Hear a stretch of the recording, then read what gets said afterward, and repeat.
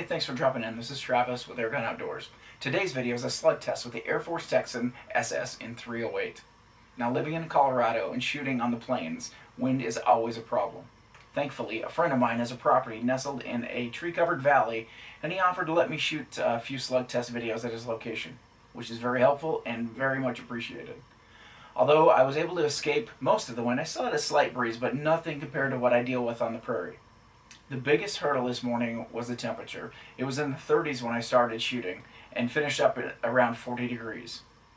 I am shooting at a relatively short distance of 50 yards, which is very short for slugs, but I'm hopeful that this will help pinpoint a few slugs that I can test at a later date at longer range when the wind settles down in the prairie. Today I'm shooting slugs from 5 different manufacturers with weights ranging from 98 to 154 grains. So let's get to the range and sling some lead and see which of these slugs the 308 likes.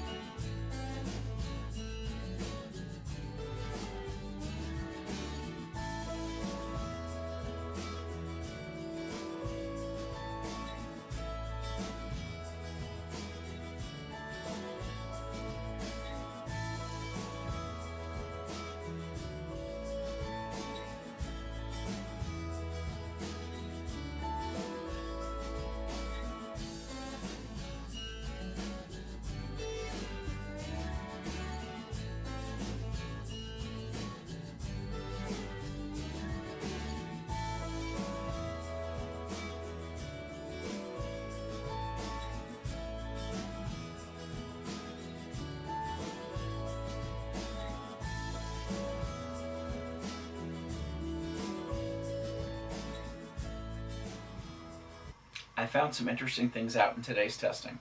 First off, I'm not sure any airgun will perform as expected in near freezing temps. Also, with my current configuration, 3-shot groups may not be the best option.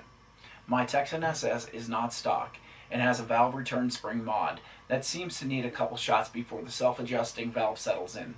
If you noticed in the video, I adjusted the power after a couple groups to see if that would help, but it still had some variances. I also added a shot or two off camera on a couple of the groups, and the grouping very much seemed to validate my thoughts on needing a shot or two between groups when changing slugs. All in all, I think that the testing went well. I have 3 slugs that I'll be testing in a future video with longer range when we have some nice weather. Of the slugs tested today, the high arc 113 grain seemed to be the winner, but the Griffin 135 and the Hunter Supply 154 were right there when you throw out the one shot that drifted a bit. But those questions will be answered in the next Texan SS 308 video, which will hopefully be soon, as I'm suffering from some cabin fever and currently getting snow. The energy of the rounds was not bad considering the temp outside, and that the power had quite a bit left to go in it before it was maxed out. Today we reached a max of 225 FPE, which would be sufficient for big game hunting where legal.